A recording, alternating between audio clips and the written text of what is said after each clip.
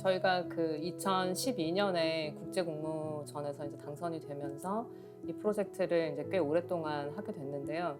당시 이제 당선되었던 안은 미래를 향해 나아가는 치유의 공원이라고 해서 힐링 더 퓨처 파크라는 제목을 저희가 이제 붙였었습니다.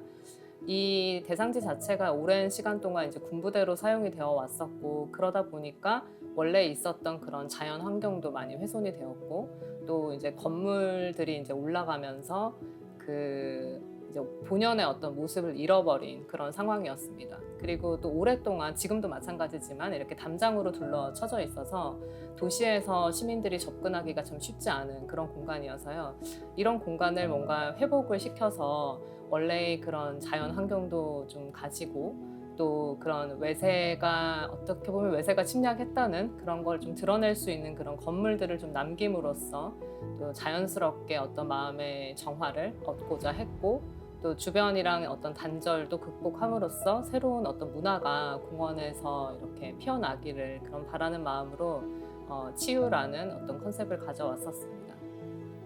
공원 설계가로서 사실 공원을 설계를 하면 좀 중요하게 보는 거는 항상 그런 경험의 시퀀스입니다. 사람들이 공원 안에 들어갔을 때 넓은 어떤 잔디밭만 보면 그것도 재미가 없고, 또 이렇게 나무로 이렇게 울창하게 이제 우거진 숲 안에서만 있는다면 그것도 별로 재미가 없죠. 그래서 이렇게 어떤 넓고 좁음, 그리고 눈에 보이는 것, 보이지 않는 것, 이런 것들이 좀 자연스럽게 이렇게 중첩이 되는 그런 모습들이 사실 공원에선 되게 중요한데요. 그래서 저희는 이런 다양한 경험을 주기 위해서 그런 공간마다 좀 재미있는 그런 장치들을 이제 마련을 했습니다. 근데 가장 좀 중요하게 본 것 중에 하나는 중앙박물관 위에 올라가서 이 대상지를 내려다보면 그 멀리 남산이 보이고, 또 대상지의 이제 가장 높은 지대라고 이제 불리는 둔지산 지역이 이렇게 중첩되어 보이는 그 경관을 볼 수가 있거든요.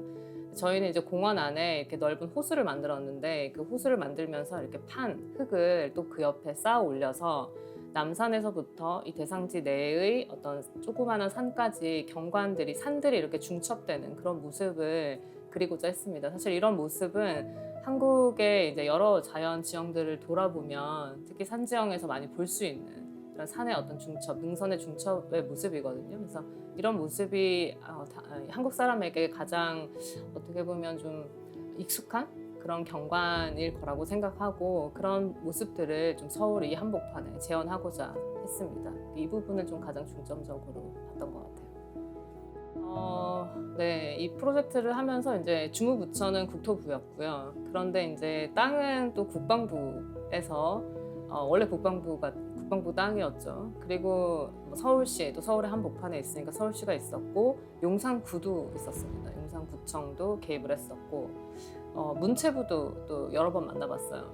그 중앙박물관에 있다 보니까 전쟁 기념관도 마찬가지고요. 그리고 또 미군이 계속해서 쓰고 있었기 때문에 미군이랑 얘기를 안 할 수가 없었고, 초반에는 사실 직접적으로 얘기도 못했지만 이제 시간이 가면서 몇 번에 만날 기회가 있었습니다. 그리고 마지막으로는 미 국무부라고 해서, 네, 그 지금 대사관 숙소가 그 대상지 안에 있거든요. 업무 공간도 있고, 그러다 보니 또 미 국무부도 같이 이제 만나서 얘기를 나누기도 했습니다.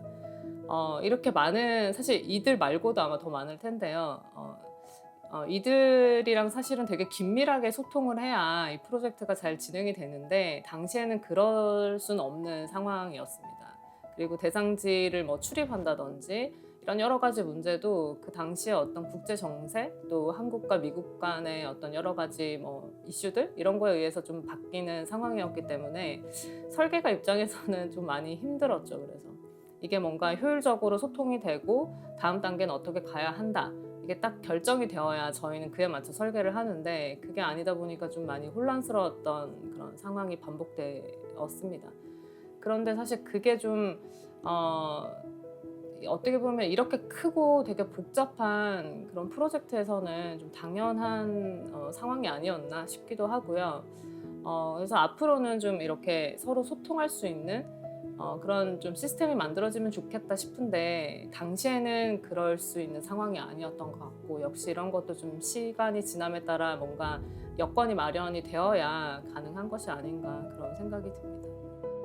그 라운드 테이블 1.0 같은 경우는 이전에 저희가 했던 이제 국토부나 이런 관에서 이렇게 시민 참여를 했던 거에 비하면은 훨씬 더 이제 부드러운 형태로 진행이 되었던 것 같아요. 근데 여전히 조금 아쉬운 점은 저도 이제 물론 참여를 했었지만 아무래도 좀 정보의 전달에 좀 초점이 맞춰져 있어서 뭐 이전에 비해서는 훨씬 더 재미있는 다양한 주제를 사람들에게 이제 전달하고 소통하려고 노력은 했지만 아주 이게 어떤 실질적이고 서로 막 이렇게 인터랙티브한 그런 상호적인 그런 이제 시민 참여는 아니었던 것 같아요. 다만 여기에서 저희가 조금 초점을 맞춘 거는 저희가 청년 프로그래머라고 해서 용산이나 용산공원에 관심이 있는 젊은 층들을 좀 키우려고 했었다는 점이 좀 저희 나름대로는 그래도 의미를 이제 두고 있고요.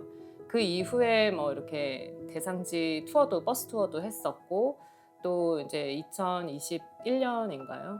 국민 참여단을 이제 하면서 그래도 조금 더 다양한 사람들을 이제 이렇게 모아서 그들의 좀 의견을 들어보는 그런 시간을 가졌던 것 같습니다. 근데 사실 저희가 이제 2012년에 공모 당선이 되면서 처음 발주처랑 만났을 때, 그 국토부를 만났을 때 지금 단계에서 설계가 중요한 것이 아니라 이 공간에 무엇을 하고 싶은지 시민들의 의견을 물어보는 것이 중요하고 또 그걸 통해서 브랜딩을 하는 게 중요하다라고 얘기를 하면서 저희가 따로 막 문건을 만들어서 발표를 했었던 적이 있었어요.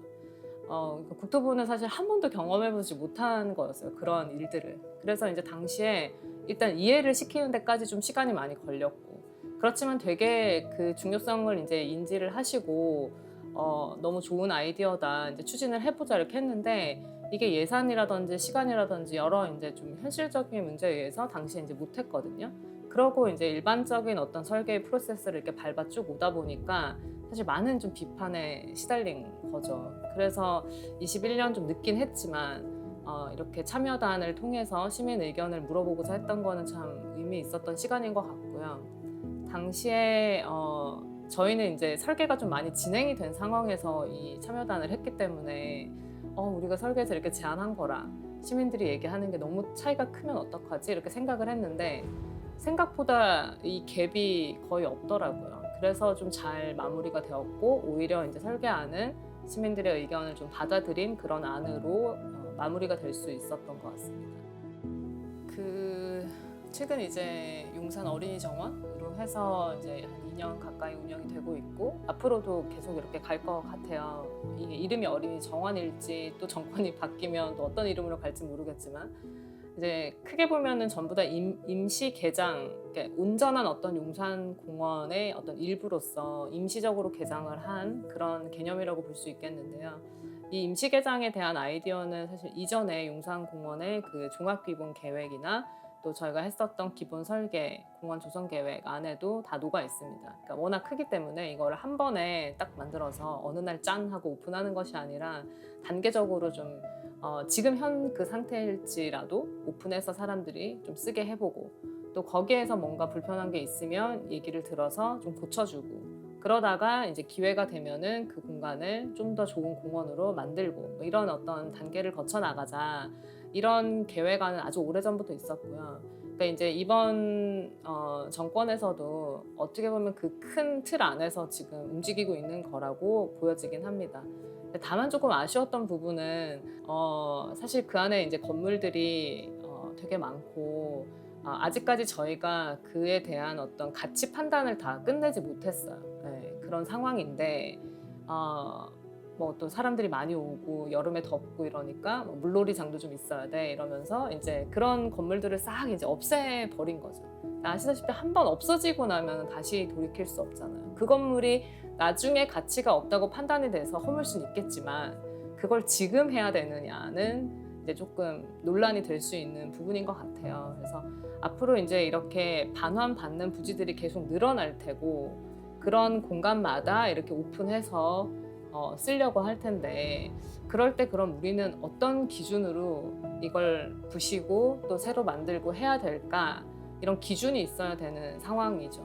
그래서 이제 저는 계속 주장하는 바가 저희가 이제 10년 넘게 걸쳐서 이 기본 설계안을 마련을 했는데 이걸 이제 두 번째 법정 계획인 공원 조성 계획 안으로 고시가 되지 않으면 사실 아무런 안이 없는 거나 마찬가지거든요. 이 특별법에 따라가는 거기 때문에 법에서 요구하는 어떤 그 계획안이 있어야 되는데 마련을 했음에도 불구하고 고시를 하지 않아서 없는 거나 마찬가지인 이런 상황. 그러다 보니 이렇게 새롭게 뭔가 오픈되는 공간이 생겨나더라도 따라갈 근거가 없는 거예요. 그러니 이제 그냥 지금 뭐 필요한 대로 또 해버리는 거죠. 그래서 이제 지금 현재 상태에서 제일 중요한 거는 우리가 뭔가 부족할지언정 따라갈 수 있는 어떤 근거가 되는 설계안은 필요하겠다. 그게 저는 이제 고시라고 생각을 하고요. 그래서 공원 조성 계획안은 고시가 되어서 법적인 어떤 지위를 좀 가지는 게 필요하겠다 이런 생각이 듭니다. 사실 이건 뭐 저뿐만 아니라 많은 분들이 이런 말씀을 하셨었어요. 이 공원은 우리 시대의 공원이 아니다. 우리 이제 미래 세대의 공원이다. 그들이 할 수 있게 남겨줘야 한다. 이제 저희 세대도 그렇고 또 저희 윗세대 분들도 되게 많이 노력을 하셨죠. 이 프로젝트 자체는 저는 89년부터 시작되었다고 보거든요. 그러면 지금 한 세대를 넘어가는 그런 정도로 이렇게 길게 프로젝트를 하고 있는데 각각의 그 상황에서 하실 수 있는 것들을 하셨기 때문에 여기까지 왔다고 생각을 하고요. 그래서 저희는 이제 다음 세대를 위해서 우리가 할 수 있는 것들을 하고 우리가 할 수 없는 것들에 대해서는 욕심을 내지 말자 이렇게 생각을 합니다. 제가 이렇게 그 설계팀에서 같이 멋진 그림을 그렸지만 그래서 그런 그림대로 되면은 정말 좋겠어요. 그런데 저는 그게 정답이라고는 생각하지 않습니다. 우리 미래 세대에 또 그 시대의 흐름에 따라서 필요한 게 생겨나면 바꿀 수 있겠죠. 그들이. 저희는 아닌 것 같습니다.